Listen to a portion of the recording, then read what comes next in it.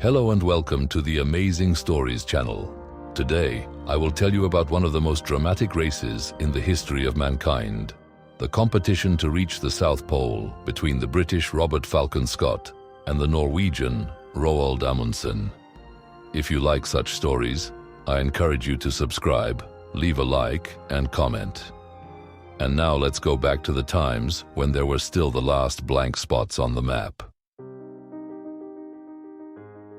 At the beginning of the 20th century, most of the surface of our planet was already well explored. But both polar regions were still a great mystery to geographers.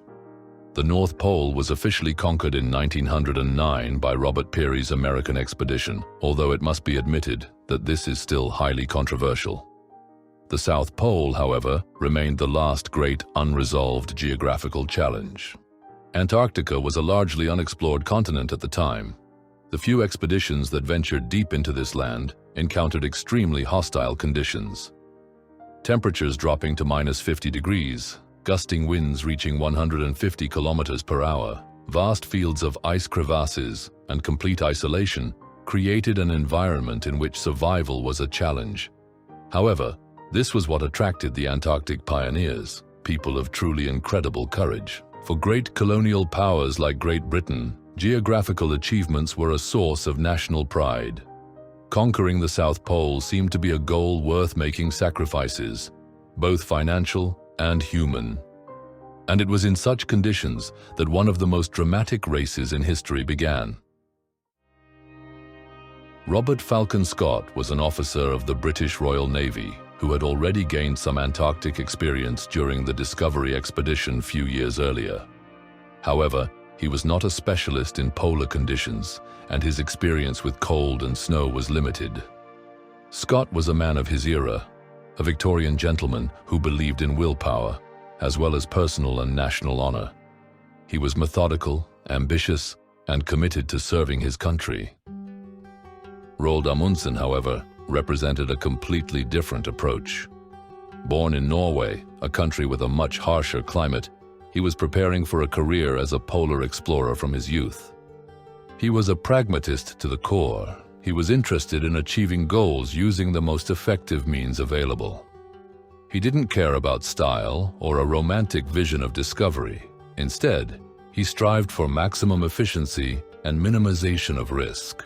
He also had several important successes, the most important of which was crossing the Northwest Passage in the Arctic. These two personalities, representing two different approaches to exploration, were soon to face off in direct combat. In 1910, Robert Falcon Scott announced preparations for a British Antarctic expedition, the main goal of which was to conquer the South Pole. He called it the British Antarctic Expedition, although it went down in history as the Terra Nova Expedition, after the name of the ship on which they traveled. Scott has received financial support from the British government, private donors, and the Royal Geographical Society. Scott's expedition was a large-scale undertaking. In addition to conquering the pole, it was supposed to pursue extensive scientific goals: geological, meteorological, and biological research. Scott took with him a wide range of scientists, including botanists, geologists, biologists, and meteorologists. The expedition was intended to be a testament to British versatility and scientific approach to exploration. Scott assembled a team of 65 people, including several experienced polar explorers, such as Edward Wilson, who had already accompanied him on the Discovery expedition. Other key figures were Lawrence Oates, a cavalry officer with experience in difficult conditions, Henry Bowers, an energetic and dedicated officer, and Edgar Evans, a physically strong sailor. When it comes to transportation, Scott decided on a diversification strategy. He planned to use Manchurian horses to pull sleighs, dog sleds to transport supplies, and motorized sleighs, which were experimental technology at the time. However, the main burden of transport in the final phase of the expedition was to be borne by people. Scott believed in the superiority of human strength and determination. At the same time that Scott was openly preparing his expedition, Roald Amundsen was planning something completely different, an expedition to the North Pole, or at least that's what he told the public, sponsors, and even his crew. In reality, however, the Norwegian had a hidden plan. When in 1910 he received the news that an American expedition had conquered the North Pole, Amundsen found himself in a difficult situation. His dream goal has already been achieved, so he decided to make a drastic change of plans. He decided to go to the South Pole, thus entering into direct competition with Scott. However, he informed only a few closest people about his decision. Amundsen assembled a small but experienced team of only 19 people, of whom only 8 were to participate in the overland expedition. These were people hardened in difficult conditions, who knew how to survive in the cold, like Olav Bjaaland, a skiing champion, Helmer Hansen, a dog sledding expert, or Sverre Hassel, an experienced polar traveler. Unlike Scott's scientific ambitions, Amundsen had one overarching goal: to become the first man on Earth to reach the South Pole. The entire logistics of his expedition were subordinated to this task. As a means of transport, he chose only Siberian huskies, the use of which Scott was against for ethical reasons. Amundsen planned to use his team's skills in skiing, a natural means of transport for Norwegians. On September 7, 1910, when Amundsen's Fram was already on its way south, Scott received a terse telegram in Melbourne. "I am pleased to inform you that the Fram is heading to Antarctica, Amundsen." This was the first moment when the Briton learned that he was not alone on his way to the South Pole. The news must have been shocking, but Scott publicly remained calm, commenting only that, "It's a very unpleasant surprise." It was a surprise to Scott, but he didn't change his plans. His expedition was already underway, and he believed that the advantage of preparation and a larger team would give him victory. Scott established his base at McMurdo Bay, a place he knew from an earlier expedition. He named it Hut Point and placed his main supplies and equipment there. It was a proven location, although it meant a longer journey to the pole, about 1,500 kilometers one way. Amundsen, guided by pragmatism, chose as his base the Bay of Whales on the edge of the Ross Ice Shelf, a place almost 100 kilometers closer to the pole than Scott's base. He named it Framheim, and it must be admitted that the choice of location itself gave him an advantage in the race. Additionally, Amundsen spent months building an elaborate system of supply depositories along the planned route, marking them with tall flags visible from a distance. The Antarctic winter of 1911 was a period of intense preparation for both teams. Their approach to this task perfectly illustrates the differences in expedition philosophy. Scott and his men conducted scientific research, tested equipment, and practiced skiing, a skill in which most of them had no previous experience. The British also had to deal with logistical problems. The motorized sleigh, in which Scott had high hopes, quickly turned out to be unsuitable for Antarctic conditions. Manchurian horses suffered in low temperatures more than expected, despite special stables built for them. At the same time, Amundsen was methodically preparing his route. Both he and his men, being experts in polar travel, focused on refining every detail, from specially designed shoes and clothes, through the weight of food rations, to the optimal arrangement of stores. The Norwegians trained every day, improving their fitness and skiing skills. Their dogs received the best possible care, and Amundsen realized that the fate of the expedition depended on their condition. There were also differences in nutrition. Scott relied mainly on dried plant ingredients supplemented with pemmican, a high-calorie mixture of fat and protein. Amundsen, on the other hand, focused on a diet rich in fresh meat, including seal and penguin meat to prevent scurvy, a disease resulting from vitamin C deficiency, which was the nightmare of many polar expeditions. On October 21, 1911, Amundsen's team set off towards the pole. It was early Antarctic spring, and many experts considered it too early due to the low temperatures. Amundsen, however, took the risk, not wanting to give Scott any time advantage. The Norwegian team consisted of 5 people: Amundsen himself, Olav Bjaaland, Helmer Hansen, Sverre Hassel, and Oskar Wisting. They were accompanied by 52 dogs pulling 4 sleighs. The plan was simple but controversial. As supplies were used up, the number of dogs needed would decrease, and the excess animals would be used as food for both the remaining dogs and humans. Scott left a week later, on November 1st. His group was much larger, 16 people, divided into auxiliary teams and a main team, the composition of which was to be finally decided only during the journey. Transport was provided by motorized sleighs, which quickly failed, as well as Manchurian horses and dogs. Scott planned for the men to bear the brunt of the final phase of the expedition, pulling the sled on their harnesses. The routes of both expeditions were similar, but their approach to travel was completely different. The Norwegians moved quickly and efficiently. Thanks to their excellent skiing skills and well-trained dogs, they covered an average of 25 to 30 kilometers a day. Their work system was precise.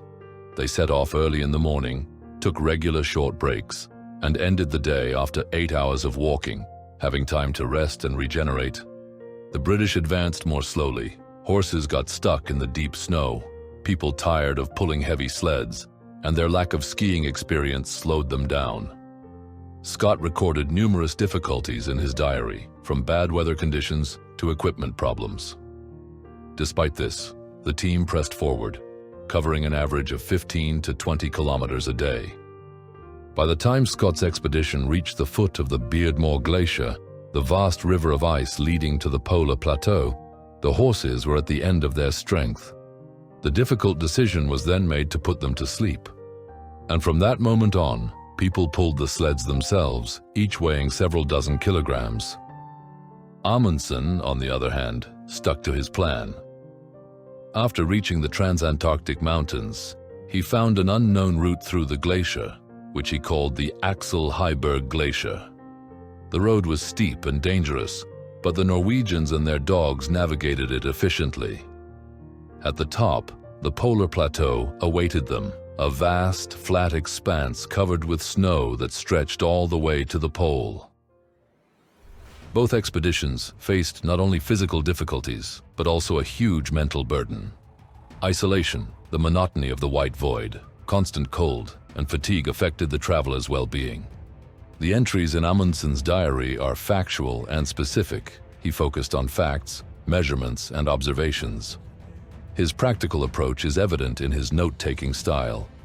Preserved documents suggest that he maintained iron discipline in the team, but also cared about morale. Holidays and birthdays were celebrated, as well as successes related to achieving subsequent stages. Scott's journal is more emotional and reflective. The Briton described not only facts, but also his thoughts, fears, and hopes. His notes show a growing awareness of the difficulties they faced, but also an unwavering determination. Scott cared about his men, but as a commander, he kept a certain distance, according to conventions era and officer training. On December 14, 1911, after 56 days of travel, Amundsen and his 4 companions reached the South Pole. They spent 3 days measuring to be sure of its exact location. However, on December 17th, they achieved their goal. They stood at the South Pole and planted the Norwegian flag there. Amundsen wrote in his diary, "Thus we have reached our destination and planted our flag on the geographic South Pole. Praise God." It was a note typical of his style, short, to the point, and devoid of unnecessary pathos. The Norwegians left a small tent at the pole, containing a letter to King Haakon VII of Norway and a note to Scott in which Amundsen asked the British to pass on news of their success in case the Norwegians failed to return safely. It was a gesture that showed Amundsen's realism. He knew that the return would be as dangerous as the route to the pole. The Norwegians also took a few photos documenting their success and then started their way back. Their system worked like clockwork. They returned along a precisely marked route, using previously prepared trains. Scott's expedition, meanwhile, moved much more slowly. The British team did not reach the polar plateau until early January of 1912. Scott made the final decision on the group that would reach the pole, and apart from himself, it included Edward Wilson, Henry Bowers, Lawrence Oates, and Edgar Evans. On January 17th, after the last measurements, the British reached the South Pole. However, they saw the Norwegian flag and Amundsen's tent flying there, and it was a disappointment for them. "Great God, this is a terrible place," Scott wrote in his diary. "Now we face a terrible return journey, but we have little food and even less strength." These prophetic words foreshadowed the tragedy that was soon to unfold. Physically exhausted and mentally devastated by the defeat in the race, the British began the long journey back in increasingly worse weather conditions. While Amundsen and his men made a smooth return to the Framheim base, arriving there on January 25, 1912, after only 39 days of return travel, Scott's expedition was finding itself in increasing trouble. First, on February 17th, Edgar Evans died, most likely as a result of a head injury after a fall, weakness, and frostbite. Then, on March 16th, Lawrence Oates, suffering from severe frostbite on his feet and aware that he was slowing down the group, left the tent during a snowstorm with the words, "I'm going outside, and maybe I'll stay there for a while." It was an act of sacrifice because he knew he would not come back, but it was to give the rest of the group a chance to survive. However, the OS was not kind to the other three men either. Trapped by a massive snowstorm in a tent only 11 miles from the next supply depot, Scott, Wilson, and Bowers died around March 29th, although the bodies were found only in November of the same year. The last entries in Scott's diary are a moving testimony of their suffering and courage. In his farewell letters, Scott asked his countrymen to take care of the families of the expedition participants and expressed his pride in the attitude of his companions. Amundsen and his men reached Tasmania safely in early March of 1912, where they telegraphed their success. The news that the Norwegians had conquered the South Pole spread around the world, causing a great sensation. Reactions, however, were mixed, ranging from admiration to criticism of Amundsen's methods. The fate of the British expedition was not known until February 1913, when the Terra Nova ship returned to New Zealand with news of the tragedy. Information about the death of Scott and his companions caused national mourning in Great Britain, and the letters and photographs that were saved became a valuable testimony of their last days. From a historical perspective, the assessment of the race to the South Pole is ambiguous. Without a doubt, Amundsen achieved his goal. He was the first to the pole. His expedition was a model of precision and efficiency, and all his men returned home safely. Scott failed both in the race and in the fight for survival. However, his expedition left a lasting mark on science and culture, and his diary, published after his death, became a classic of travel literature. He also took an important place in British history, alongside other tragic heroes, and was recognized as a man who devoted his life to science and the glory of his country. Thank you very much for listening to this episode. If you liked it, be sure to press the subscribe button and thumbs up and leave a comment. I'm very curious what you think about Amundsen and his British rival. I also encourage you to listen to other materials on this channel, and the full list of episodes can be found in the Videos tab.